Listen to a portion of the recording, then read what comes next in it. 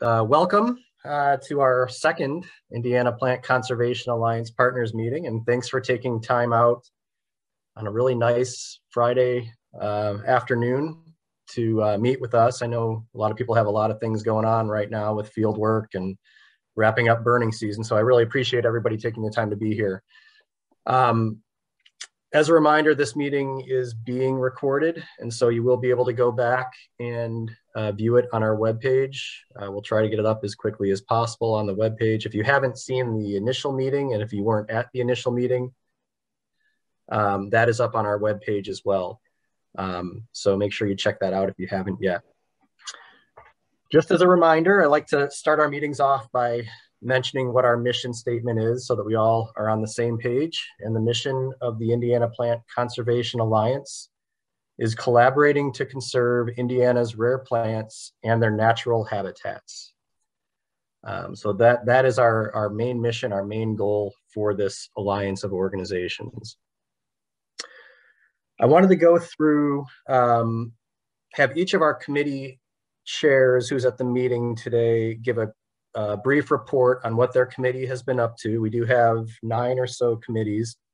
And so we'll spend some time going through each of these committee reports. I do encourage you, if you're not on a committee right now and you hear what we have to say, what we've been working on, and that interests you, please do still feel free to join our committees. We're still happy to add additional members to all of these committees, and we can use everyone's expertise and knowledge to help us be a successful alliance. So we'll start with the logo committee, and looking to see here if Casey Jones was able to join.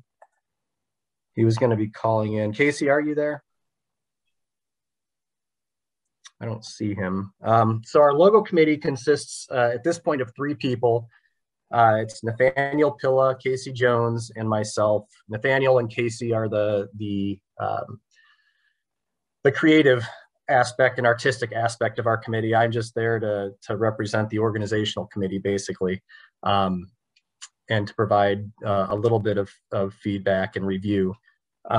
Casey was going to talk about the process so far, but since he's not on, I know that he and Nathaniel had gone back and forth on some draft logos. We had hoped to have a logo in place by our meeting today, but we aren't quite there. We have several drafts that are in the works right now.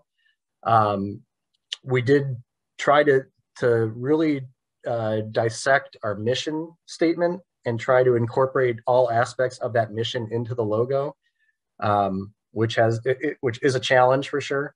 But I think Casey and Nathaniel have come up with some really good ideas, and we hope to have something in place here later this spring or this summer in terms of a logo for the Indiana Plant Conservation Alliance.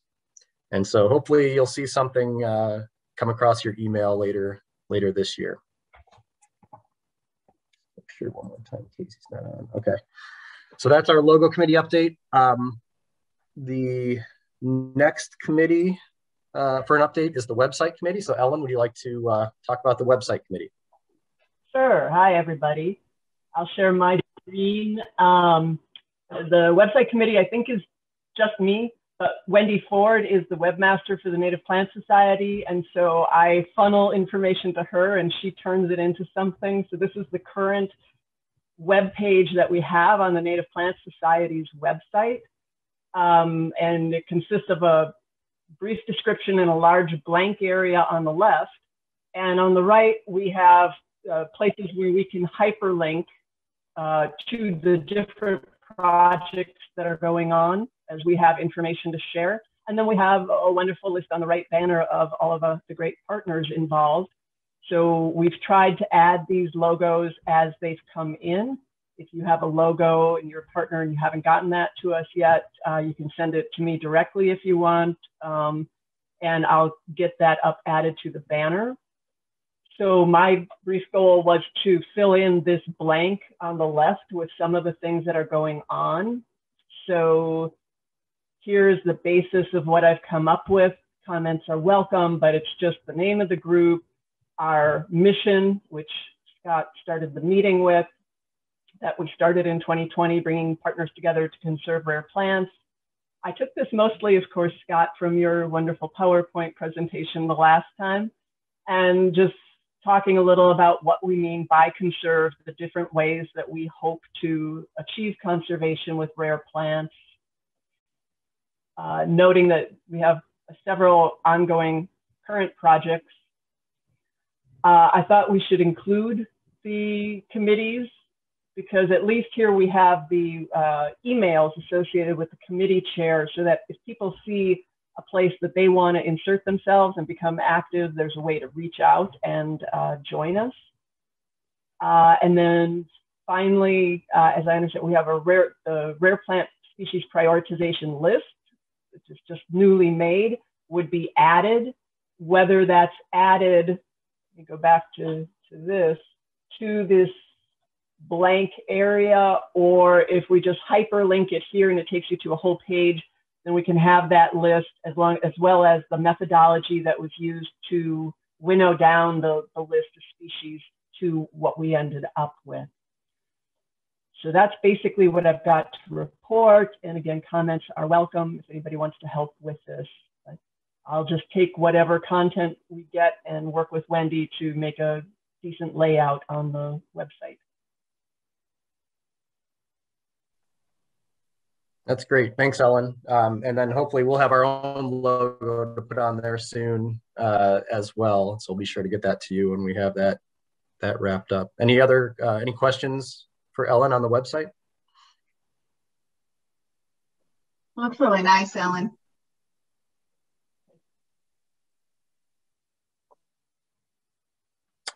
All right, thanks. Our next committee is the Diversity, Equity, and Inclusion Committee, and Elisa Nyberg is chairing that committee. So Elisa, would you like to talk about that? Sure. How's my voice coming through, Scott? You're good. Okay, great. Super. Okay, well, on our committee, we currently have Betsy Yankowiak, Corley Palmer, Mike Everidge, Nick Garza, and myself. And we're working to really define our DEI mission and our reach. But as a reminder, I'll just share where we're starting. And of course, this will change as we have more discussion, but we really want to create an Indiana Plant Conservation Alliance in which all the members have an equal voice in the conversations, no matter what their gender, sexual preference, age, experience, or the color of their skin. And we believe that this group will be stronger if we all feel comfortable and confident that our opinions and our actions are valued. And we'd also like to bring a greater diversity of voices to this group. So thus far, we've started talking about how we can make that mission stronger. And we're also in the process of putting together a survey that will be anonymous to try to capture the diversity that's within the group so that we can be sure that we're supporting all the members in ways that they need to be in order to be fully engaged in the group. So that will be coming hopefully soon. We'll get out that survey.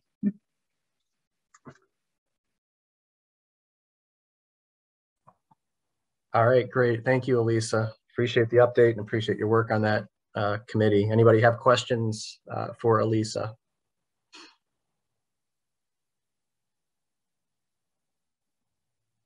All right. The next committee on my list is the Growers and Gardens Committee. That may not be the formal name for that committee. I'll let Elisa tell you the formal name for that committee. Elisa is chairing that committee as well. That's currently our formal name, so yep. Good. And so the Growers Committee currently consists of Bill Daniels, Chris Fox, Cody Hoff, Jason Fritz, Josh Steffen, Kevin Tungsvik, Mariah Russell, Mary Wojcik, Nick Garza, and myself. And we've had a first meeting to come together and begin to discuss the scope of our work and brainstorm some ideas. And some of the projects that we think we'll be moving forward on in the next few months, knowing that the next few months are very busy for all the growers. But the list is a listing of all the growers and the capacity that those growers have to work with rare plants.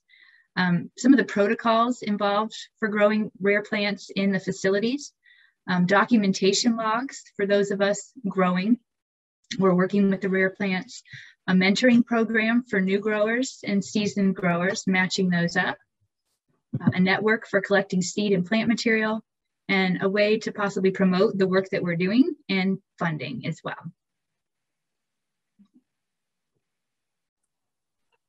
Great. That sounds like a great start with that committee as well. Anyone have questions or comments for Elisa with the Growers and Gardens Committee? And Scott, I really do just want to thank everyone on the Growers Committee for trying to find the time. This is a busy time of year, so I really appreciate everybody coming together for our first meeting. It's been great. Thank you. All right, the next committee is the Rare Plant Species Profiles Committee. Teresa Clark is heading that committee up. Teresa, would you like to share information on that committee? Yes, hi. We still might be changing our name, but our committee is still, I don't want to say it's a work in progress. We have not met yet. Right now on the, sorry, I got the wrong spreadsheet. The committee roster is myself, Marcia Moore, Becky Dolan, Elisa Nyberg, Matt Beatty, Ben Hess, and Alice Hykins, mostly her students, I think. And so we do have some sheets that have already been turned in. Some of Alice has said she's got some already, and Elisa has done some. But basically, I think at this point, we were waiting for the prioritization committee to come up with those so that we didn't work on things that weren't necessarily the higher priorities. So, and there are quite a few people on the committee that are field personnel that won't be able to start working on anything until the fall. But as soon as we can start moving forward on some of the higher priority species. That sounds good. And we will have that list of priority species here shortly for you. So anybody have questions for Teresa? All right. Our next committee for an update would be the Seed Mixes for Solar Committee, and that would be Tom Swinford. And I don't think Tom is on, at least that I'm seeing. I think he was burning again today. Okay. I don't believe that there is any update from that committee. I'm not even sure who is on that committee. I know Paul Rothrock had been working with Tom a little bit on that committee. I'm not sure if there was anyone else or not. Paul, do you know who else was on that committee? I don't remember, but we have, we have not had any communication since our last meeting of this group. Okay. I think Stuart Orr was the other one that I knew of on that committee. If anyone else is in, go ahead. And I'm on that one as well. And the one thing that Tom mentioned to me was coming up with regions of Indiana with appropriate species lists for these solar things. He mentioned that as the goal, so that we'd get appropriate plants for different parts of the state. Okay. I suppose the other thing I would add is we're realizing, though, the most important part of the list is actually what is planted to be planted on the perimeters of these facilities, because the limitations, what you put under them are rather strong. So that list may be short and universal, but we could play with the lists for associated areas that are the perimeters of the properties. Okay, thank you. And it looks like Gus Nyberg is on that committee as well. So it's Spencer Courtwright, Stuart Orr, Paul Rothrock, Gus Nyberg, and Tom Swinford that I'm aware of. All right. The next committee update would be the Rare Plant Reintroduction and Augmentation Guidelines Committee, and I'll share some information on that committee. This is a fairly large committee. Our members include Matt Beatty, Mike Hamoya, Tom Swinford, Adam Balzer, Dawn Slack, Stuart Orr, Becky Dolan, Teresa Clark, Bob Easter, George Manning, Ken Badger, Jordan Marshall, and myself. Our committee met and discussed our goal for this committee, which is to create guidelines for augmentations or reintroductions of rare species that occur in Indiana. There are several states or regions that have guidelines such as these for their states or regions, but Indiana does not have anything specific to our state. So our committee met and decided that we would over the next several months, take a look at these rare species augmentation and reintroduction guidelines that other states have in place, and think about what we need to include in an Indiana document. Teresa Clark has also been working on a spreadsheet that summarizes some of the important aspects of each of these plans from the other states. And Teresa, you want to share a little bit about that? Sure. What I have is really just kind of a broad overview of some of the consistent thoughts that are going through these. And basically all of them want a written plan to basically justify that you have the funding and the personnel to continue this project until its completion. It's always better to augment a population in place versus going someplace else. Not to move plants if possible, unless it's like the site is going to be destroyed. To basically take propagules, grow them offsite, and then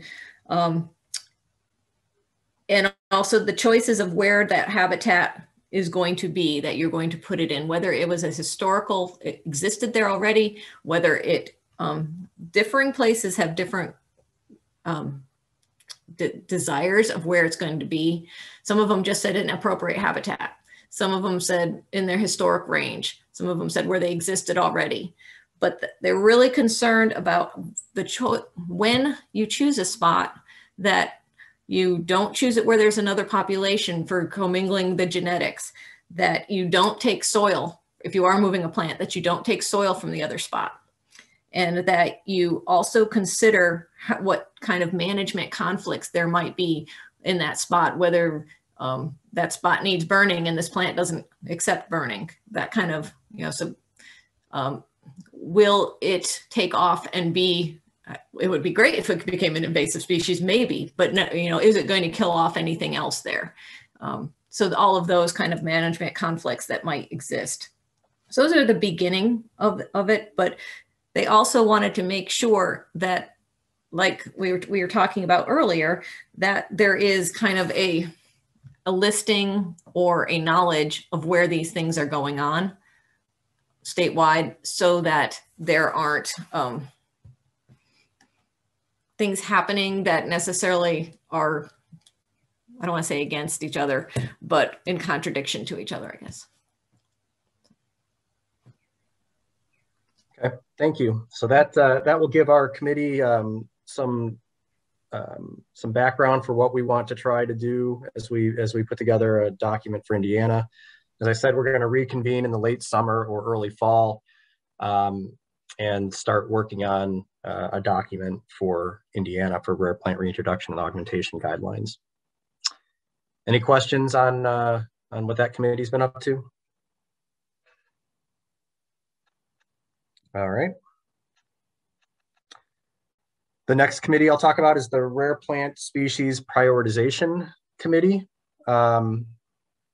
And this committee consists of Mike Hamoya, Rich Hull, Adam Balzer, Stuart Orr, Victoria Wittig, Lee Casebeer, Bob Easter, and myself. And I'm going to share a screen here. Oops, start at the beginning. All right, so we met a couple of times since our inaugural partners meeting. And one of the first things that we did was took the initial cut of prioritization effort that was done at the organizational committee level and sent the top, I believe it was 70 species to all of the partners so that they could provide rankings, high, medium, or low, to each of those species based on their perceived needs of conservation for those species in the state. We also provided the space for write-in species. If there was something that the partners thought needed conservation activities but was not in that list of the top 70, there's a place for them to write those species in. We received about 10 responses, 10 or 11 responses to the request for prioritization from the partners. And we were able to analyze those results. We then met again, beginning of this week, I think it was, to take a look at the analyzed results and to come up with what we feel should be our current priorities for conservation activities in the immediate future for the Indiana Plant Conservation Alliance. We had several criteria that we used when we put together this list of species that we think we should be prioritizing this year, based again on the partners' prioritization efforts and the write-in species that were provided to us. The species had to have high rankings based on this prioritization process that we've undergone.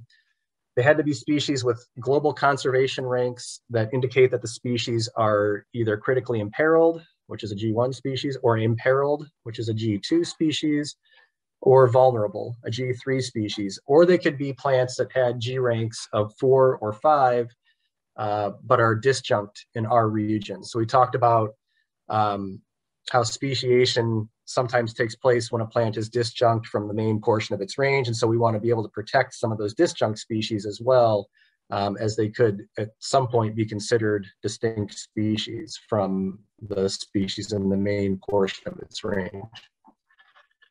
We also considered plants that are critically at risk in Indiana. So maybe they are a G4 or a G5 species. So globally they're secure, but in Indiana they're critically at risk.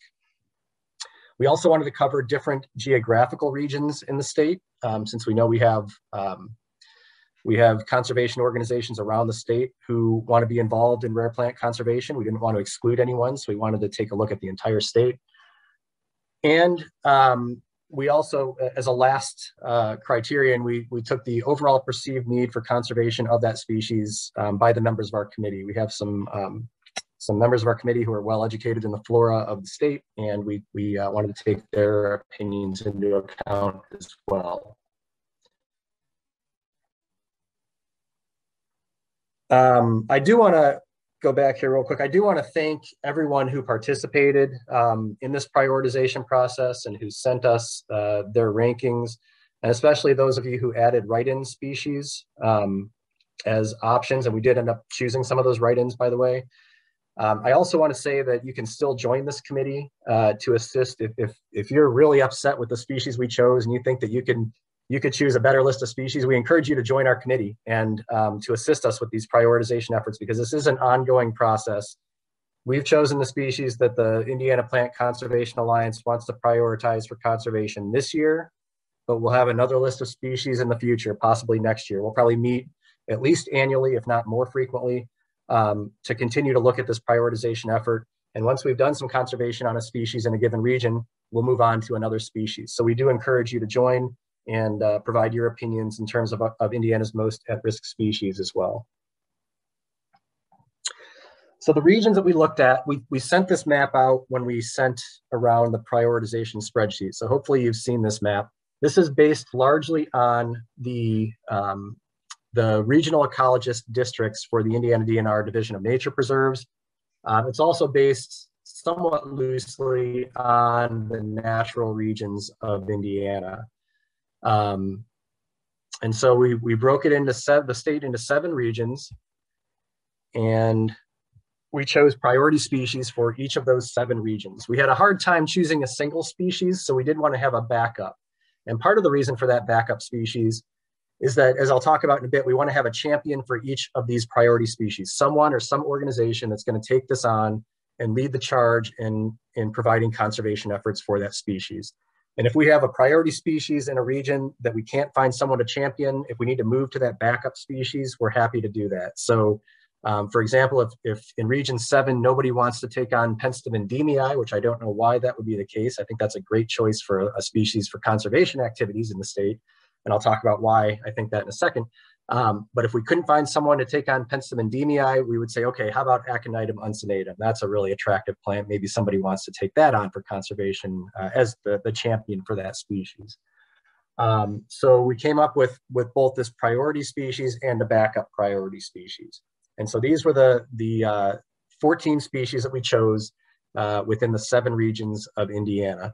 Now, this does not mean that if you are in region 7 and region 3 has a plant that occurs in your region, that doesn't mean you can't be involved in conservation efforts. That just means that we want region 3 to take on the task of kind of organizing the conservation for that species. And we do definitely encourage, if you're in one region, but conservation activities are taking place on a species in another region, we encourage that cross communication and that working together. That's the main reason why we have this Plant Conservation Alliance, is so that we don't have folks in one region working on an island when the same sort of conservation efforts could be taking place in another region. So we definitely encourage communication and working together across the state with these species. So I want to go through each of the priority species. I'm not going to talk about the backup priority species right now, but I want to quickly say a few words about each of our priority species and kind of why we chose those species for these regions. So in region 1, our priority species is Asclepias medii, Mead's milkweed. This is a federally threatened species. It is considered globally imperiled, G2. It's known historically only from Lake County, Indiana, which is in region 1, from a single collection. And the plants that were growing at that site are no longer there as far as we can tell. This plant has been reintroduced at one site in Lake County.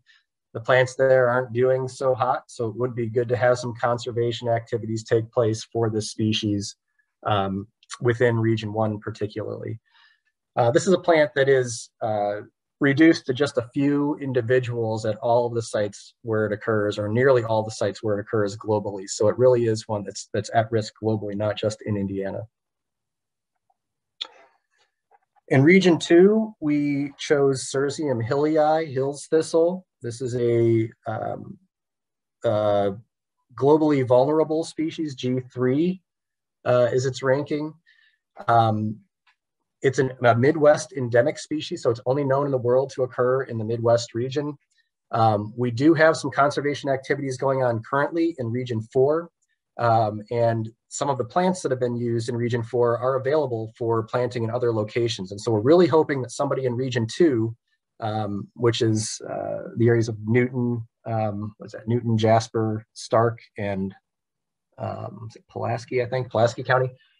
We're hoping that someone in region 2 will take this species on and maybe make use of some of those plants that were grown for the reintroduction efforts in region 4 that are currently available. And we hope that you'll work with folks in region 4 and possibly in region 3 as well in these reintroduction efforts. The counties that are outlined in black on this map are the known historical counties for this species. If we look at the distribution of this species today, it is much, much less frequent than this map might indicate. So this is one that's definitely been reduced in Indiana, and it'd be great to get some conservation efforts going on in other parts of the state as well. In region 3, we chose Bestia bollei, kittentails. So region 3 is up in the northeastern part of the state. This is another Midwest endemic species, so known only to occur in the Midwest and nowhere else in the world. It is shown here in 5 counties in Indiana. I think we only have a few, 2 or 3 populations that remain in the state currently. So this is one that's been reduced in the state. The main reason for reduction of this species is succession and invasive species, and it does respond fairly well to clearing activities or to woody removal. And so this is a species that we might decide that doing some habitat management is necessary on some of the sites where it occurs to try to increase the populations there and increase flowering and reproduction of those populations. There has been some habitat management work done in a couple of these populations, and it has responded well to those. So we're hoping that someone in region 3 will take that on and encourage additional work in that regard. For region 4, which is kind of west central Indiana, we chose Veratrum virginicum, Virginia bunchflower, as our priority species for 2021. This is a globally secure species, but in Indiana, it is critically imperiled. Now you can see there are 6 counties shown for this species. I believe we know this from just 2 locations presently in the state. and neither of those are protected properties. The photograph on the left on this slide was taken at one of those sites, which is a railroad right away, and you can see how weedy it is all around this plant. This population is in bad shape, and in my opinion, after seeing it last year, is pretty imperiled. So with so few populations of this plant and knowing that none of those are protected, we really think that conservation activities are warranted for Virginia bunch flower. For Region 5, which is East Central Indiana, we chose Carex viridistillata, the green star sedge, as our priority for 2021. Green star sedge is globally imperiled to vulnerable. You can see in this map that it's known for 2 counties in the state. One of those sites is now completely invaded by invasive species, and as far as we know, Carex viridistillata is no longer there, so we know of it at 1 site in the state. That site is private property, where we tried to get access last year to monitor the population, and we're not allowed to visit the site. So we assume that it's still there. The last time it was seen, it was doing fairly well, but we really don't know today the current status of this species. So additional surveys, this is a plant that grows in fens. It's a Midwest endemic, known only from Indiana, Ohio, and Michigan. So really it's got a G2, G3 status, but it's a pretty rare plant overall. Additional field surveys in fens in the east central part of the state might turn up some additional populations. So that could be the conservation activity that takes place for this species. And trying to monitor that population would be beneficial as well. In Region 6, which is the southwestern corner of this, we chose Gentiana villosa, striped gentian, as our priority species for 2021.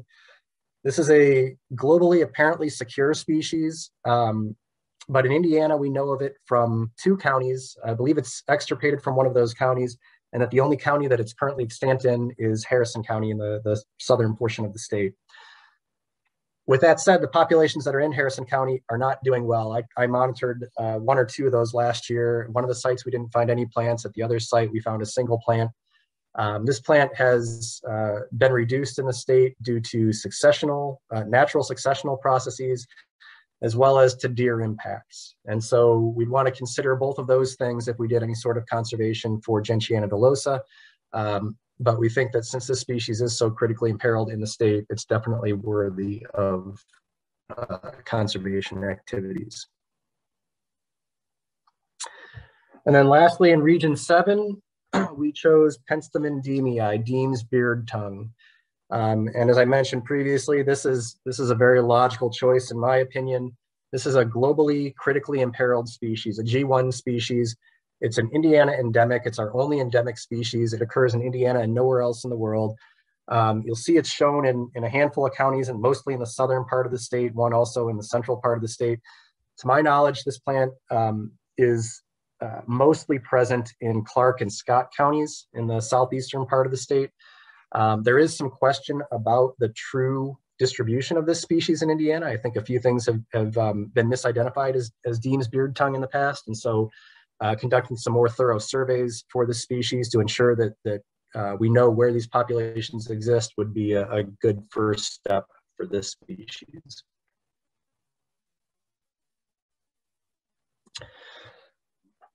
So I wanted to reiterate what we're talking about with conservation activities. And you know, a lot of times when we think of conservation for these species, we initially think of reintroductions or augmentations of populations. And that may indeed be what we have to do for some of these plants.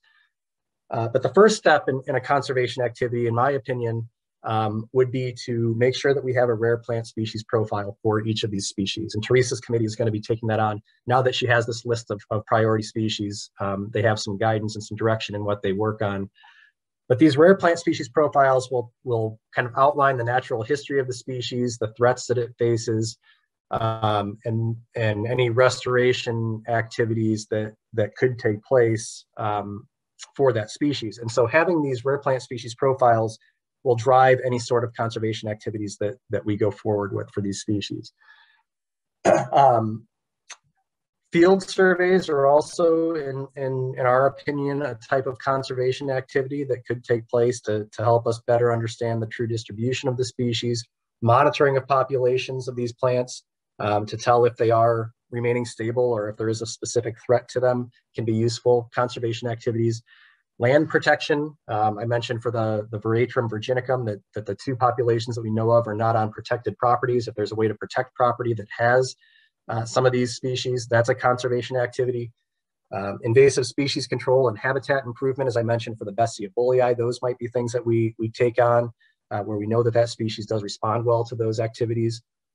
Propagation and ex situ growing, this is where our gardens and growers come in. For some of these plants, it might be good to have populations at some botanical gardens where we can have material. If something drastic happens and we lose one of these populations from the wild, where we can go back and have material from that population that we could reintroduce if necessary, or augment the population if necessary. Seed collection and seed storage is a conservation activity. We might decide to work with someone like the Missouri Botanical Garden for seed storage activities for some of these rare plants. And then lastly, the in situ population augmentation and reintroduction, kind of a last ditch effort, in my opinion, when we really think a plant is on its way out and all we can do is try to augment the population by adding additional plants, or if it has become extirpated, reintroducing it. So all of these are conservation activities and things that we'll want to keep in mind for these 7 priority species that I talked about. So our next steps, based on the thoughts of the Rare Plant Species Prioritization Committee, would be first to form a conservation team for each of these 7 priority species. So within each of these regions, each of these 7 regions in Indiana, we'd like to have a champion, individual or organization, who preferably is from that region of interest for that species, lead the charge for each of these 7 species. But that doesn't mean that someone from another region can't be a part of that that conservation team. We would definitely encourage that, and encourage again that working across regions for each of these species where that is necessary. So each of these conservation teams then is going to work together to determine the conservation needs for that particular species. Going back to that slide that I just showed and what those conservation activities could be, those actions are going to be different for each of these species. And so that team will have to take a look and see what they think is necessary for that species in particular. And then I want to reiterate that this prioritization process is an ongoing thing. We're going to reprioritize again in 2022. We may do that annually if we are able to work quick enough to do conservation on these species that quickly. But the goal is to continue to have a species prioritized for each region so that we can continue to work on our rare plants and try to conserve them as much as possible. The prioritization committee is also asking that each of you submit any information that you have on rare species that you are working on. You can send that directly to me if you'd like. But what we'd like to do is compile a working list so that we know all of the rare plants in Indiana that have had conservation activities take place, especially the reintroductions. So if your organization has done some reintroductions, please send me information on what those species are and where that reintroduction has taken place. And we'll start compiling that list so that we know where these efforts have taken place. So I think that's all that I've got for the Rare Plant Species Prioritization Committee. I saw there were a few questions that came in, or comments. Stuart's looking forward to working on Circe and Hilii. All right, any questions then for the Rare Plant Species Prioritization Committee? Hey, this is Brianne Lowe with NRCS. Can you hear me okay? Yep. Okay, never know with my signal. So I don't have any specific questions. I guess what I just want to throw out there is I'm trying to see with NRCS how we can best assist and be part of this committee. One of the ways, as you were talking through each of these species, is the potential especially if they're on private land, if you can get landowner buy-in into doing management, I think I heard in one instance, the species benefiting from, you know, an open canopy and things like that. That's where we are going to be able to make the most impact, is helping you work with the private landowners to do that, the work necessary to improve the habitat for the species on the land. So I just want to throw that out there to the group as you're working on the individual species, to be thinking in those rounds, because sometimes we can get access to that land in ways other organizations cannot, because we do have the Farm Bill assistance with it, particularly forest land or associated ag land. Thanks, Brianne. So I guess my response to that is there are kind of two options. One is you could kind of join each of these conservation teams and not have to be too heavily involved, but be available if they needed you, or these teams can reach out directly to you when they have situations where they're looking at land protection. Yes, I think the latter is probably the most effective. Is just if you're working on these and you know these are habitats that are, you know, Farm Bill related, which I don't mind talking to any one committee about where that would be. It would be best just to reach back out to me when and if that time comes. But just something to think about, because I know land access or landowners being able on their own to take those steps can be challenging, but the Farm Bill has some options there. Sounds good. Thank you. Any other questions or comments for the prioritization team? And I another thing I should mention here is that I'm not discouraging any one of you, any organization from undergoing conservation efforts on other species that are not on this priority list. This is sort of our list for the Indiana Plant Conservation Alliance for 2021, where we're hoping to prioritize these species. Any other activities can take place. That's great. We hope that other activities do take place, but we do want to have these species in mind and work together towards conservation of these species in particular. But we're not discouraging anyone from taking on other species for conservation efforts. And then I hope that you don't interpret it that way. So any questions or comments for the prioritization committee?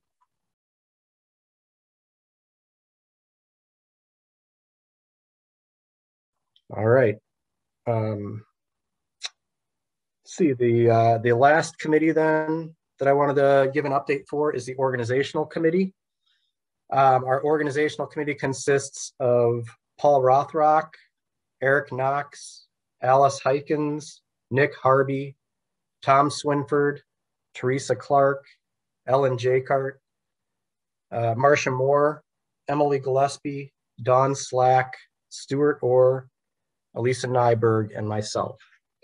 Our organizational committee has met regularly throughout the formation of the Indiana Plant Conservation Alliance, and I wholeheartedly thank them for their time and efforts to get us to this point. We met immediately before this meeting as well, and we're continuing to plan activities for the Plant Conservation Alliance. So that's our main goal, is just to conduct planning and to set up these meetings that we're at today, these partner meetings as well. So I think that is pretty much all that I have. I did want to open it up to any questions at all about where we are currently or what we're doing going forward.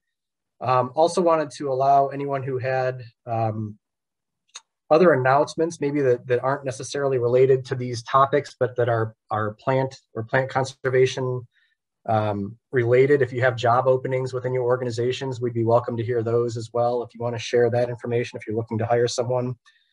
But let's open it up to questions for a little bit and any other discussion. So everyone should have the ability to unmute themselves and to ask questions or to provide comments here. Or if there aren't any. I have a question. All right, great. Yeah. Thanks, Nick. So I think a question that would help the grower committee move forward is to talk about seed collection in terms of like local genotype and how true we want to stick to that. I mean, local genotype seems like a pretty arbitrary thing. to a degree. So parameters defined for that. So like if one population is not producing seed, where do we go from there and whatnot?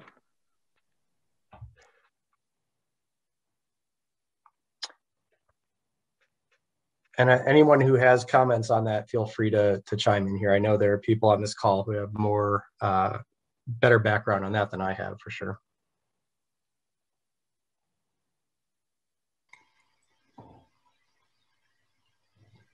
Scott?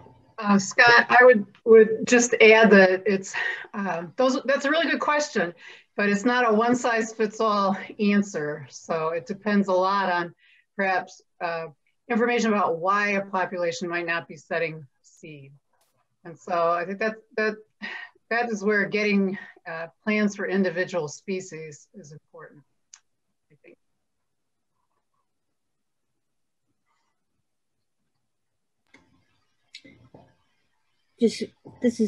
I'm Jennifer from Georgia. It's a great question, something that we still are working on 25 years in, and that we can't get every population to make seeds. And so, like our friend was just saying, Ardolan, apologies for not knowing your name properly. Before you can get that horticulture conservation wheel going, there's some mysteries to solve there, and something's wrong in that population, something's off. Is it pollen viability? Is it lack of sunlight? Is it a problem with the pollinator? Is it inbreeding depression? So it might be that with the horticulture skills, this is where the horticulture conservation comes in clutch, is maybe taking divisions, very carefully planned, approved by everyone in this group only, to take a little snippet, if it's appropriate for that species, depending on what it is, carefully tracking each individual, bringing it into cultivation and trying to rear it, and seeing if you can't get it to thrive in cultivation, and then observing the species in cultivation and helping it thrive. Can you then relate what you've learned back to the wild? As I'm standing here in the wild, and I notice that in my greenhouse, it gets this kind of sun, and I give it this kind of water, and I'm able to get flowers. So that intelligent tinkering of all those little steps is going to come along. And we don't mix populations as a standard rule, but not all the time. We have mixed some where it's been a very specially discussed case. For us, it was a Romeo and Juliet, the males and the females too far apart, but we introduced them into a novel site. So no original populations. But it sounds like you have a really solid botanical mystery to solve, and there's a lot to learn there with that species. So it's a great question, Nick. And I think celebrate each little step of discovery along the way as a huge Indiana team. So Georgia out. That's great. Thank you.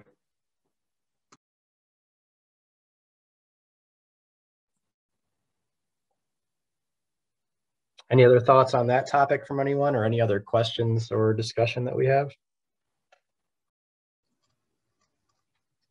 Well, I'll put in a plug just from an observation with some work that I'd done when I worked for Nature Preserves in Southwest Indiana at a property that we call Prairie Creek Barrens. And we tried to populate former ag field with species that we were able to determine from historic collections and proximity of extant populations of that particular habitat, which was the barrens, sand barrens. We tried to find individuals and seeds from as close to the preserve as possible. And one of the plants, which is not very rare at all, is little blue stem. But yet to try to find that in the vicinity was slim. We did, though, find a few populations, gathered seed, and those were propagated and grown into plugs. Spence Nursery did that for us when Kevin Tungesvik was there. And he showed us the greenhouse where they were already starting to grow some. I don't recall if they were actually bolting, but they might actually even have been doing that within a year or two under those conditions. But he also had some little blue stem there that was collected from somewhere in the northern half of the state, and I don't recall exactly where, but it was quite striking how different those plants were. And that may have been a habitat difference, maybe an ecotype of that plant from, I don't recall exactly what habitat those northern Indiana plants he had growing was in, but they're obviously very different. And, I wouldn't have wanted to use those plants in the project that we had in Southwest Indiana on those sand barrens. So that's my plug for, and again, I don't have all the answers, obviously, but if possible, I would certainly try to get it from your seed source from an environment similar to where you intend to place them, as well as consider the geography that you're in. And we loosely looked at natural regions as best as we could. And of course, everyone seems to have a different idea what the appropriate natural region is, but and the size of it. But anyway, the closer the better, I guess, is my 2 bits. Yeah, so Nick, I guess kind of taking what Mike said and maybe adding a little to that, if we have gardens that are scattered around the state or growers that are scattered around the state, we may not want to mix seed from those different parts of the state. We may want to have a Southwest Indiana garden grow a Southwestern population of a certain species, and a Northeastern Indiana garden or grower have a Northeastern population. That way, if we do need to reintroduce from one of those areas, we have a source for both of those. That's a possibility. It may be a bit much, but that's a possibility. Yeah, that was definitely something that we talked about in the growing committee meeting, was like ecoregion, just having that information for that region. And I guess what led me to ask that question was the case of the veratrum that is in like 2 locations that are just inaccessible. And so like in that situation where it might not be, it gets kind of gray. So I guess establishing, would it ever even, because I checked even on my phone during this meeting, Prairie Moon even has veratrum seeds, and it was just, I don't know, it's an ambiguous question, but I appreciate the responses. Yeah, I think if we can avoid it, we want to avoid getting seed from some nursery out of state, especially if we don't know where that seed came from. We want to try to go local, whatever local means, but go local first. I think last resort, you might have to go further away, but that's something that we'd have to discuss on a case-by-case, as Becky said, on a case-by-case situation for each species.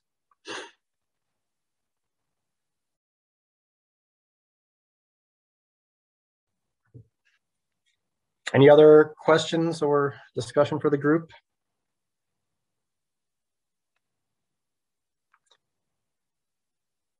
So just to reiterate, we do need a champion individual organization for each of those 7 species in the 7 regions.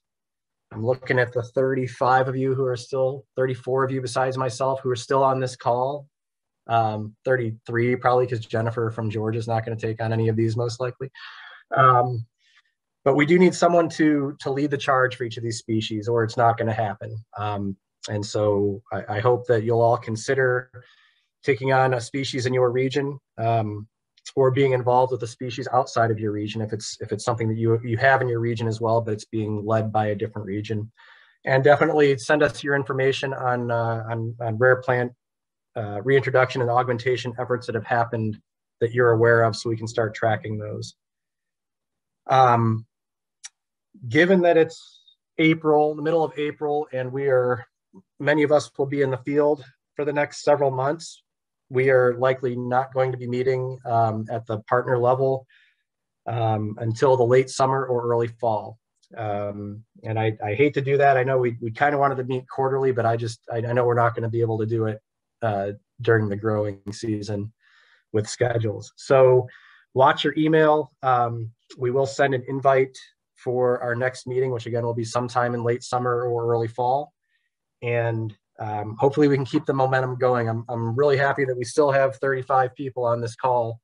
And I know several other people wanted to be here today and had to bail out at the last minute for other reasons. So I'm really excited about the interest in this and hope that you are too. And keep an eye out for that next meeting invite and hope to see everybody then at the end of the summer or the early fall for our next meeting. We may, by the way, I should say we may try to do something in person once a year. And so that may be our, depending on how things go with COVID, that could be our next meeting, could be an in-person meeting. So keep an eye out and we will announce that. But the committees are welcome to continue meeting if you have time and availability. And I would like to see some movement, if possible, on these rare species priorities. So get in touch with me if you have an interest in championing one of those species. Scott, yeah. I'll send you a table of some of the ones that, once I talk to one of my other TNC colleagues, we have several of them on our properties. So I'll send you a table of those. Great, thanks, Dawn. All right, well, thanks everybody. And feel free to check back on the webpage to see the recording of this meeting or share it with others who you think might be interested. And we'll see everybody. Hopefully I'll see many of you during the growing season, but if not, I'll see you at the end of the summer, early fall. Have a good day. Scott. Goodbye.